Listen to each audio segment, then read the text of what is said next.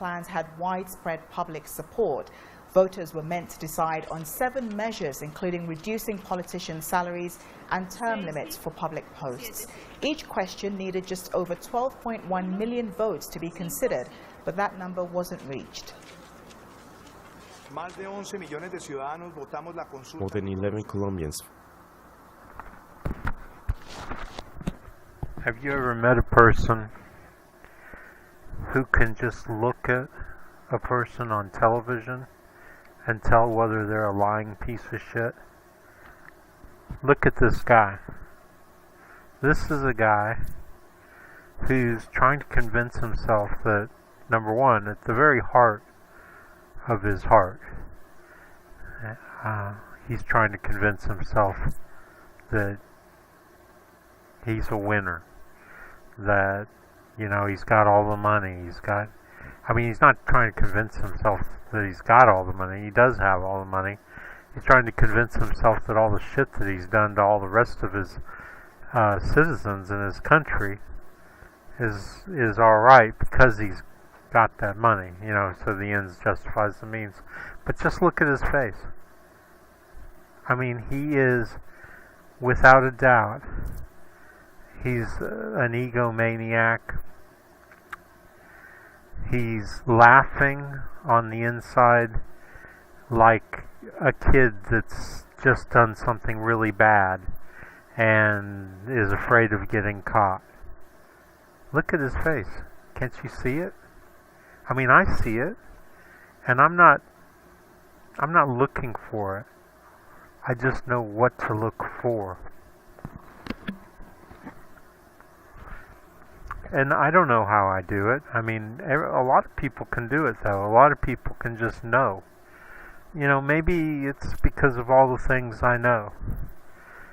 Because all I do is study the news coming out for 50 years. All I've done is study. I loved news from when I was a kid. And I'll tell you, I guess my motivation was because, well, my right-wing dad used to set me on his knee to keep me quiet during the news every night when I was a baby, but I don't think that was it.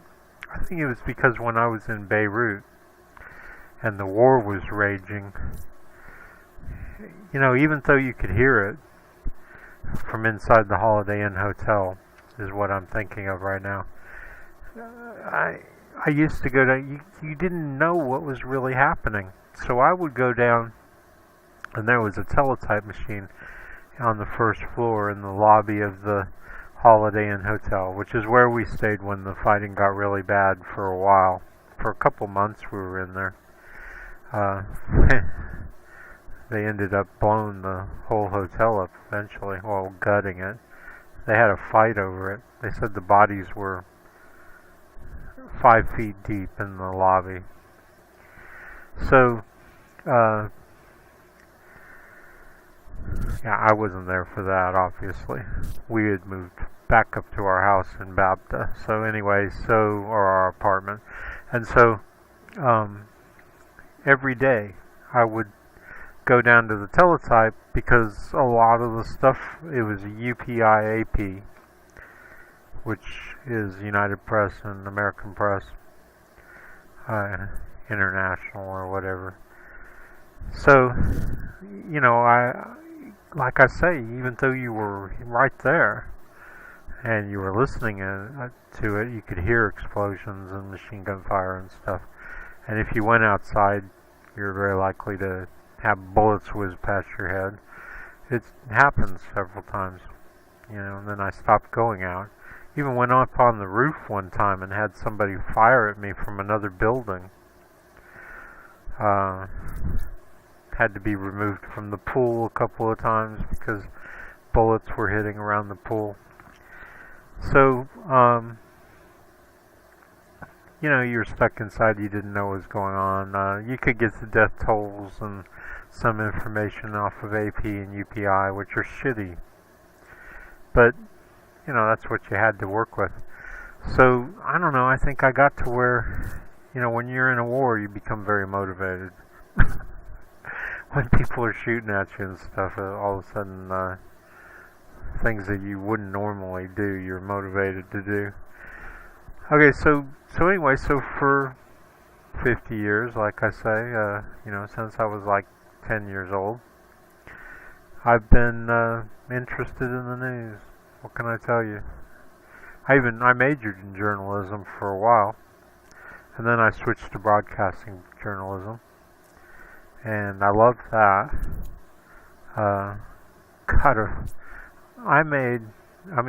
Think about this. I'm in my first year of college, right?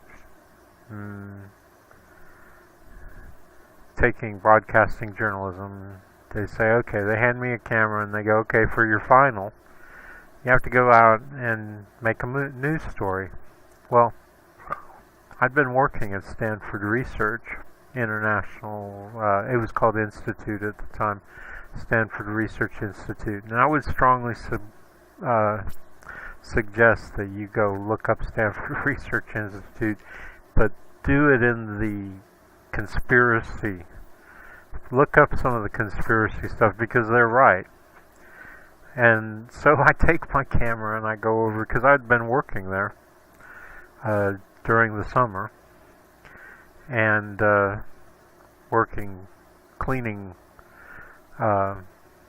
glassware in a cancer lab, which was an interesting experience. What I found most interesting was how little you had to know to be a bigwig, high-paid cancer researcher. I mean, check it out. This is all that they really did. Okay, they took rats, and this part was disgusting. You'd think you could buy the shit, but they would cut the heads off of rats. And I mean, what a horrendous experience that was. They did it this one day when there was a new person there, and they always required that the new person cut the head off a rat. These cute little white rats, ones with the little red eyes. And this girl didn't want to do it, obviously, but she knew she had to. She knew it was part of working there and that everybody had to do it. And so somebody showed her how to do it. So you grab the rat by the tail and you get it to where it's kind of still, or where it's not, and you take a screwdriver, a big screwdriver, and you take the handle and you smack it real hard in the head. And then you very quickly get its head into this guillotine thing, like what you press down with your hand, and you cut its head off. Well, she didn't smack it hard enough. So it wouldn't get into the guillotine. And so she's fighting with this rat, trying to get it to go in the guillotine, and then they tell her, no, smack it again with the screwdriver. Trying to hit the poor little rat with the screwdriver, trying to hit it in the head. And at this point, of course, they should have switched rats, because, I mean, come on, man. This rat knew what was happening. It already got smacked in the back of the head with this big, giant screwdriver. I mean, if it was a human being, it'd be like a 6-foot-long screwdriver. I mean, it was just, I don't know, man. I suppose it was karmic, just the whole thing. And where was Willard, right? Or Ben? So, and then another time, so after they would kill these rats, they would take them and they would stick them under a hood. Fortunately, it was under a hood. That's why I mentioned the hood, because they would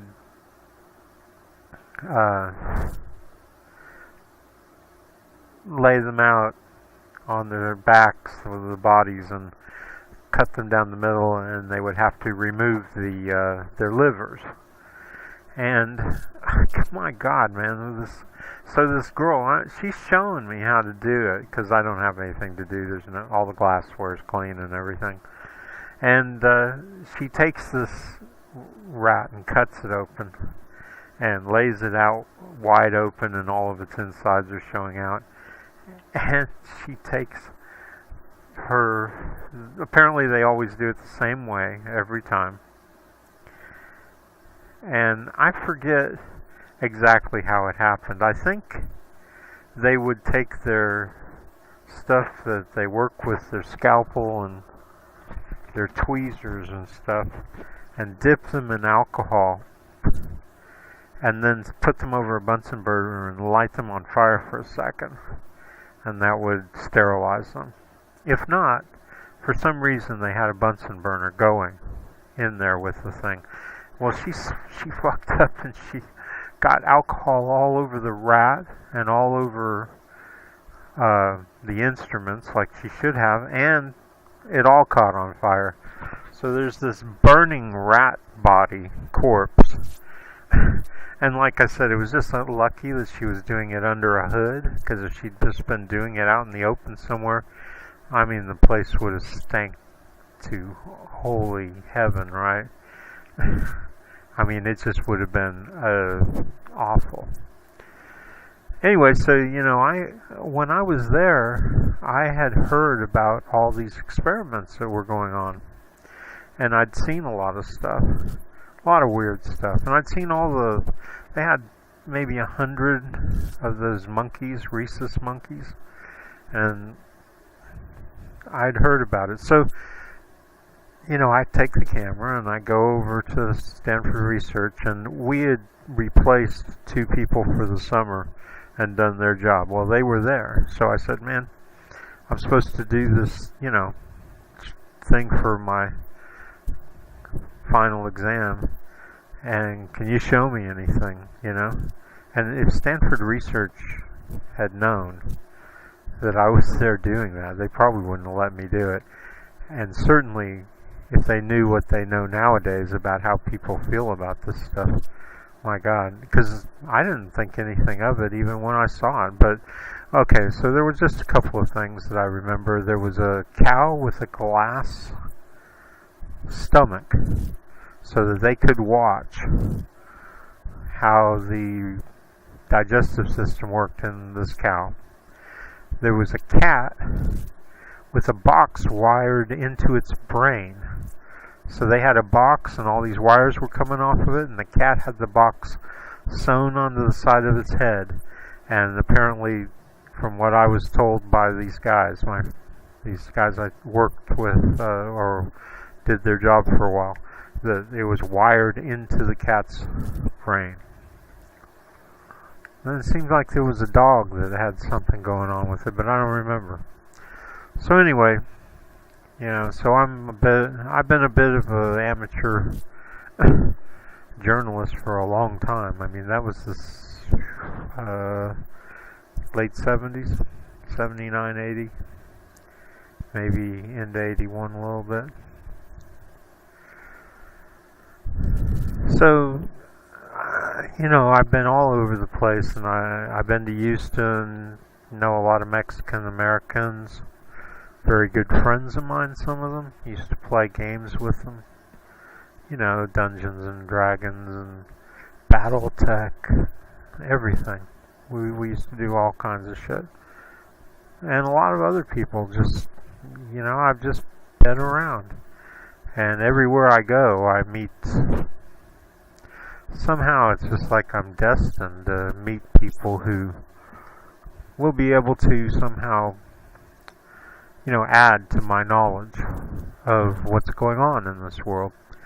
So, I don't know, I've just developed this ability. I see people on TV. I can tell what's going on inside. And you know what? It's the people, the bad people. They can't hide it.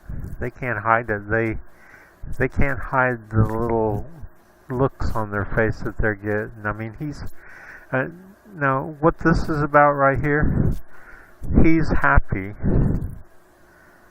because they needed 11 million votes in a country as small as Colombia. I mean, there can't be more than 100 million people, right? I'd have to look it up, but you know, he's a right-wing nut job, and he's all happy because they had a referendum, because a whole bunch of people called for it, a whole bunch of people put up, you know, demanded a referendum because he cheated, because the whole system is a big cheat to keep the American-backed dictatorship in power there. And they've been doing this for a long time, fake elections. So instead of just doing like they used to do and just putting a dictator in, having the military run things, well, a military dictator paid for by the United States and Europe, instead of doing that, you know, the whole thing is a big farce, a big fake election. It's supposedly real, right? It's supposedly legitimate. Bullshit. Bullshit. We know this is bullshit. And the reason that he's having to have a referendum is because so many people didn't vote for him. And they're all saying, how? How do you get... You know, it was just like when Bush got to be president. Man, I went everywhere asking, hey, did you vote for Bush? No. Nobody I could find ever voted for Bush. And that's here. In Kentucky, Southern Ohio, and West Virginia. That's where I was right after the election. And I was up in Ohio during the election. And I went to the black part of town when they were voting, and there were lines that stretched for 200-300 yards outside of the buildings where they were voting in the black neighborhoods. It's an area kind of on the see, I was looking for an apartment, and I figured, well, if I'm going to find a cheap one, I'm probably going to have to look in the black neighborhoods, right? I mean, the rest of... you should have seen the shit apartments in good neighborhoods I found good. That's kind of a weird thing to say. But anyway, they are safer for white people. I mean, you know, that's how it is. But the lines were horrendous to vote. Of course, I had already voted like 6 o'clock in the morning in Lexington in my parents' neighborhood. I walked in, there was like nobody in there. And, you know, I mean, this was like, I think I got there before they opened, and there were like a few people just waiting, because, you know, everybody who has to work, and I had to go drive all the way to Columbus, Ohio. So, you know, I was there early, but it doesn't matter. I've been voting there forever, and you rarely have to wait more than about 10 minutes. I mean, the longest line I was in, maybe 20. It's just nonsense, man. I mean, that's how it is in America. If you live in a nice part of town, I mean, you could be black and live in a nice part of town. There are a lot more than there used to be. But, you know, and then in the poorer part of towns, it's just lines that are huge. I mean, it's all part of the whole... When you hear people talk about voter suppression and how they close down places so that people all have to go over to one place and all that kind of stuff, that's all part of voter suppression. And I guarantee you, compared to the United States, these places that have these dictatorships, I mean, basically, they keep people from voting, period. You know, there's probably not even, if you work on a coca farm in, you know, 100 miles outside of a city in Colombia, you probably don't even get to vote. You know, it's probably just like, you probably just know it, you know. Anyway, I'll let some good journalists go there someday, and I'm sure they'll be able to bring back that kind of information. So, you know, I'm just saying, man, he's just a fucking liar. Voted in the anti-corruption referendum. 99% of those who voted support the initiatives. Unfortunately, the number of votes does not reach the threshold of participation that the law establishes. In democracy, the rules are true, but the results uncertain. Oh, what a piece of shit. What a piece of shit, motherfucker. Gee, only 11 million of you wanted... yeah, all they're asking for is an investigation. And what does it matter? I mean, do you think even if they had an investigation, it would be successful at finding what is for sure the truth? That the whole thing was a big smoke and mirrors bullshit fart.